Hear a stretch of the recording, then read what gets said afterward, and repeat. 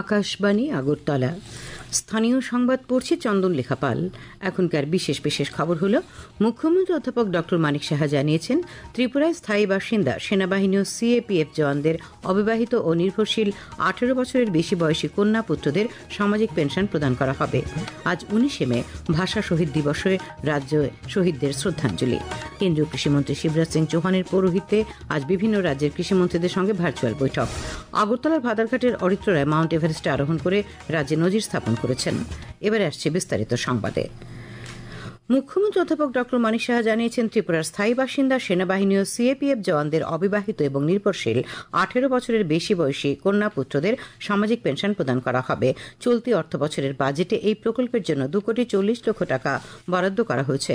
আজ সচিবালয়ে রাজ্য সৈনিক বোর্ডের 29তম সভায় মুখ্যমন্ত্রী একথা জানিয়ে বলেন, রাজ্যে ক্ষুদ্র, ছোট, মাঝারি শিল্পে স্টার্ট আপ, প্রাণী সম্পদ, মৎস্য ইত্যাদি বিভিন্ন ক্ষেত্রে যে সকল উদ্যোগে প্রাক্তন সৈনিক কাজ করতে আগ্রহ প্রকাশ করছেন তাদের তালিকা সহ সম্পূর্ণ তথ্য প্রদান করার জন্য সৈনিক কল্যাণ অধিদপ্তরের অধিকর্তাকে বলা হয়েছে। তিনি আরো বলেন, প্রাক্তন সৈনিক ও তাদের উপর নির্ভরশীলদের তথ্য প্রযুক্তি, টিসিএস, টিপিএসসি পরীক্ষায় প্রস্তুতির জন্য প্রয়োজনীয় কোচিং এর ব্যবস্থা করার উদ্যোগ নেওয়া হবে।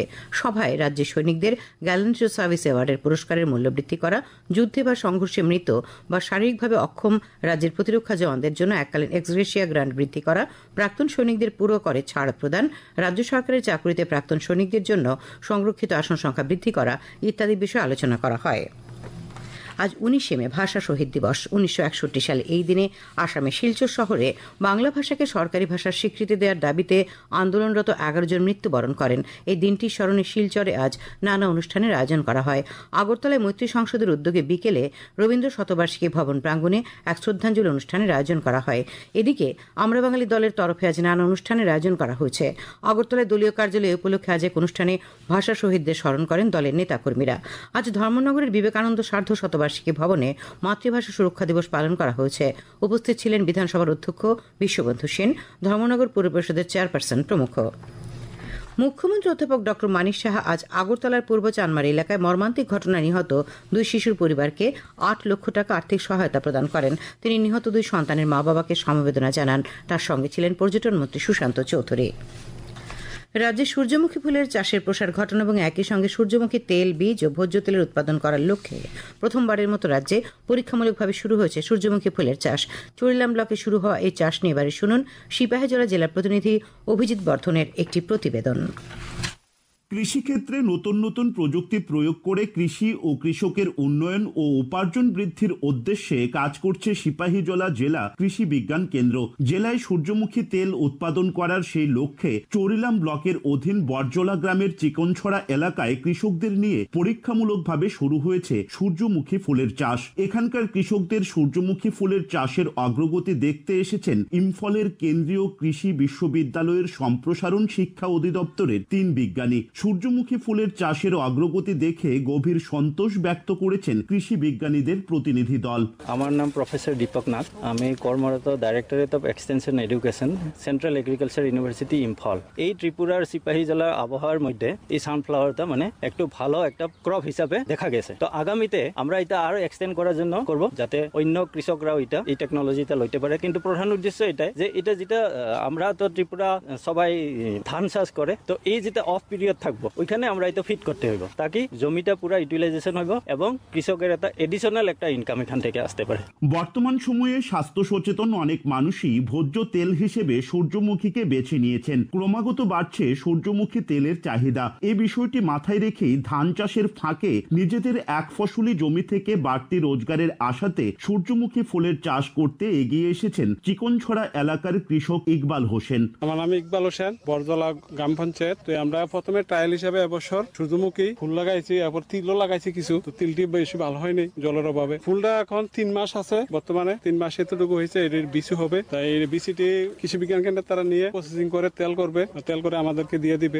এক্ষেত্রে সার, বীজ, কীটনাশকের পাশাপাশি শ্রমিকের পারিশ্রমিক হিসেবেও সিপাহীজলা জেলা কৃষি বিজ্ঞান কেন্দ্র থেকে অর্থ সাহায্য করা হয়েছে বলে জানিয়েছেন কৃষি বিজ্ঞানী ডক্টর উৎপল দে। আমার নাম ডক্টর উৎপল দে, আমি কৃষি বিজ্ঞান কেন্দ্র সিপাহীজলাতে উদ্ভিদ রোগ এবং কীট শত্রু বিশেষজ্ঞ। জলসেচ ব্যবস্থার মাধ্যমে এবং বিজ্ঞানসম্মত উপায়ে চাষ করার পর দেখেছি মোটামুটি অনেক সুন্দর হয়েছে এবং কৃষক থেকেও আমরা এটার ফিডব্যাক নেওয়ার চেষ্টা করেছি। ওরাও বলেছে এটা করলে বা সামনে ওরা এরিয়াটা আরেকটু এক্সপানশন করবে, মানে বাড়াবে, এবং এটা করে ওনাদের অনেকটা উন্নতি হবে। বিভিন্ন সমীক্ষায় দেখা গেছে ত্রিপুরা সহ উত্তর পূর্বাঞ্চলের তৈলবীজের উৎপাদন বৃদ্ধি ও কৃষকদের উপার্জন বৃদ্ধির জন্য সূর্যমুখী ফুলের চাষ বিশেষ সম্ভাবনাময় ক্ষেত্র।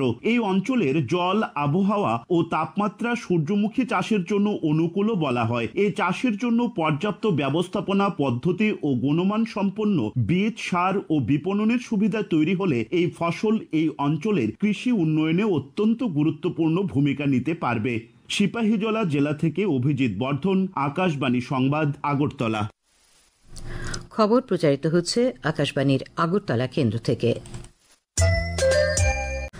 কেন্দ্রীয় কৃষিমন্ত্রী শিবরাজ সিং চৌহান বলেছেন যে দেশব্যাপী বিকশিত কৃষি সংকল্প অভিযান এ মাসের 29 তারিখ থেকে শুরু হবে এবং 12 জুন পর্যন্ত চলবে। এই অভিযানের লক্ষ্য কৃষকদের মধ্যে আধুনিক প্রযুক্তি এবং নতুন বীজের জাত সম্পর্কে সচেতনতা তৈরি করা।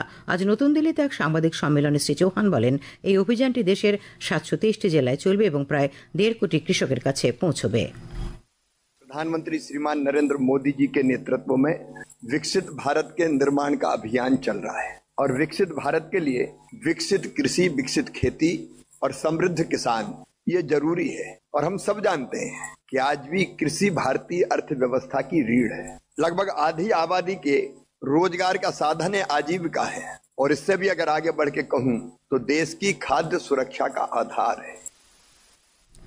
কেন্দ্রীয় কৃষিমন্ত্রী পৌরোহিত্যে আজ বিভিন্ন রাজ্যের কৃষিমন্ত্রীদের সঙ্গে ভার্চুয়াল বৈঠক হয়। বৈঠক শেষে রাজ্যের কৃষিমন্ত্রী রতনলাল নাথ জানান, কৃষিজ উৎপাদন বৃদ্ধি করা, কৃষকদের আয় ও শস্য ভাণ্ডার বৃদ্ধি করা, খাদ্য সুরক্ষা নিশ্চিত করা, কৃষিতে ব্যয় হ্রাস করা, খাদ্য নিরাপত্তা, কোন বীজ ভালো এবং কোন সার কৃষকদের ব্যবহার করা উচিত, এইসব বিষয় নিয়ে বিকশিত কৃষি সংকল্প অভিযানে প্রচার করা হবে। তিনি আরও জানান, এবছর দেশে রেকর্ড সংখ্যক কৃষিজ সামগ্রী উৎপাদিত হয়েছে। এই উৎপাদনের পরিমাণ আরও বৃদ্ধি করা হবে। বিকশিত কৃষি সংকল্প অভিযান সফল করার জন্য রাজ্যভিত্তিক এবং জেলাভিত্তিক সমন্বয় কমিটি গঠন করা হবে। সমন্বয় কমিটিগুলিতে ICAR এবং কৃষি বিজ্ঞান কেন্দ্রের বিজ্ঞানীদের রাখা হবে। তিনি জানান, রাজ্যে প্রায় সবকটি গ্রাম পঞ্চায়েত ও ভিলেজ কমিটিতে বিকশিত কৃষি সংকল্প অভিযানের আয়োজন করা হবে। দেশের বীর সেনাদের প্রতি শ্রদ্ধা জানিয়ে আজ বিজেপির বরদোয়ালি মণ্ডলের উদ্যোগে তিরঙ্গা যাত্রার আয়োজন করা হয়। উপস্থিত ছিলেন আগরতলা পৌর নিগমের মেয়র দীপক মজুমদার, বিধায়ক ভগবান চন্দ্র দাস, মণ্ডল সভাপতি শ্যামল কুমার দেব, কর্পোরেটর রত্না দত্ত প্রমুখ। মৎস্যমন্ত্রী সুধাংশু দাস আজ ঊনকোটি জেলার ফটিকরায়ের গোকুলনগর প্রাথমিক কৃষি সমবায় সমিতির বার্ষিক সাধারণ সভার উদ্বোধন করেন। সভার বাৎসরিক আয় ব্যয়ের হিসেব পেশ সহ ভবিষ্যৎ কর্মধারা নিয়ে আলোচনা ও মত বিনিময় করা হয়। বক্তব্য রাখেন ঊনকোটি জেলা পরিষদের সভাধিপতি অমলেন্দু দাস, সমবায় পরিদর্শক কর্তা মোহন ত্রিপুরা প্রমুখ। প্রাক্তন প্রধানমন্ত্রী রাজীব গান্ধীর মৃত্যুদিনটিকে জাতীয় সন্ত্রাসবাদ বিরোধী দিন হিসেবে পালন করার উদ্যোগ নিয়েছে all Tripura unorganised workers Congress. সংগঠনের রাজ্য চেয়ারম্যান শান্তনু পাল আজ আগরতলায় সাংবাদিক সম্মেলনে জানান, এই উপলক্ষে আগামী 21 এবং 22 মে দুদিনব্যাপী বিভিন্ন কর্মসূচি হাতে নেওয়া হয়েছে। 21 মে সন্ধ্যায় সন্ত্রাসবাদ দমনে রাজীব গান্ধীর ভূমিকা এবং তার আত্মজীবনীর উপর আলোচনার পাশাপাশি মশাল মিছিল হবে। তাছাড়া 22 মে অনুষ্ঠিত হবে অল ত্রিপুরা আনঅর্গানাইজড ওয়ার্কার্স কংগ্রেসের সম্মেলন। উপস্থিত থাকবেন অল ত্রিপুরা আনঅর্গানাইজড ওয়ার্কার্স কংগ্রেসের চেয়ারম্যান ড অদিত রাজ, বিধায়ক সুদীপ রায় বর্মন, প্রদেশ কংগ্রেস সভাপতি আশিস কুমার সাহা প্রমুখ। বাল্যবিবাহ রোধ বিষয়ে আজ বিলোনিয়া সার্কিট হাউস এক বৈঠক হয়। জেলা শাসক মোহাম্মদ সাজ্জাদ পীর পৌরোহিত্যে অনুষ্ঠিত এই বৈঠকে বাল্যবিবাহ রোধের সচেতনতামূলক প্রচার বাড়ানোর উপর গুরুত্ব আরোপ করা হয়। আগরতলার বাথারঘাটের অরিত্র রায় মাউন্ট এভারেস্টে আরোহণ করে রাজ্যে নজির স্থাপন করেছেন। সিয়াচেন গ্লেসিয়ার অতিক্রম করে আজ সকাল 7:31 29,000 ফুটেরও বেশি উচ্চতায় মাউন্ট এভারেস্টে সর্বোচ্চ শৃঙ্গে পৌঁছন তিনি। রাজ্যের যুবক অরিত্র রায় আগরতলার আসাম রাইফেলস ময়দান থেকে মাউন্ট এভারেস্ট জয়ের উদ্দেশ্যে গত 15 মার্চ সাইকেলে যাত্রা শুরু করেন। যাত্রাপথে তাঁকে সহযোগিতা করেন আসাম রাইফেলসের জওয়ানরা। ত্রিপুরা ফুটবল অ্যাসোসিয়েশন পরিচালিত ঘরোয়া 3য় ডিভিশন লীগ ফুটবল প্রতিযোগিতার আজকের খেলায় সাই এসটিসি জয়লাভ করেছে। উমাকান্ত মিনি স্টেডিয়ামে বিকেলে অনুষ্ঠিত খেলায় সাই এসটিসি 6-2 গোলে উমাকান্ত কোচিং সেন্টারকে হারিয়ে দেয়। আবহাওয়া, আগামী 24 ঘন্টায় রাজ্যের ঊনকোটি এবং উত্তর জেলায় বিক্ষিপ্তভাবে ভারী বৃষ্টিপাতের সতর্কবার্তা জারি করা হয়েছে। এছাড়া রাজ্যের সব জেলায় বিক্ষিপ্তভাবে বজ্রবিদ্যুৎ সহ ঘন্টায় 40 থেকে 50 কিলোমিটার বেগে ঝোড়ো হাওয়া বয়ে যেতে পারে। আগামীকাল সর্বোচ্চ তাপমাত্রা 34 ডিগ্রি সেলসিয়াস এবং সর্বনিম্ন 24 ডিগ্রি সেলসিয়াসের কাছাকাছি থাকতে পারে। আজ দিনের সর্বোচ্চ তাপমাত্রা ছিল 33.3 ডিগ্রি সেলসিয়াস, সর্বনিম্ন 25.2 ডিগ্রি সেলসিয়াস। শেষ করার আগে খবরের বিশেষ বিশেষ অংশগুলি আরেকবার। মুখ্যমন্ত্রী অধ্যাপক ডক্টর মানিক সাহা বলেছেন, ত্রিপুরার স্থায়ী বাসিন্দা, সেনাবাহিনী ও সিএপিএফ জওয়ানদের অবিবাহিত এবং নির্ভরশীল 18 বছরের বেশি বয়সী পুত্রকন্যাদের সামাজিক পেনশন দেওয়া হবে। আজ 19 মে ভাষা শহীদ দিবস রাজ্যে উদযাপিত। কেন্দ্রীয় কৃষিমন্ত্রী শিবরাজ সিং চৌহানের পৌরোহিত্যে আজ বিভিন্ন রাজ্যের কৃষিমন্ত্রীদের সঙ্গে ভার্চুয়াল বৈঠক হয়। আগরতলার বাতারঘাটের অরিত্ররায় মাউন্ট এভারেস্ট আরোহণ করে রাজ্যে নজির স্থাপন করেছেন। স্থানীয় সংবাদ আজকের মতো এখানে শেষ হল। পরবর্তী বাংলা স্থানীয় সংবাদ প্রচারিত হবে আগামীকাল সকাল 7:35 মিনিটে।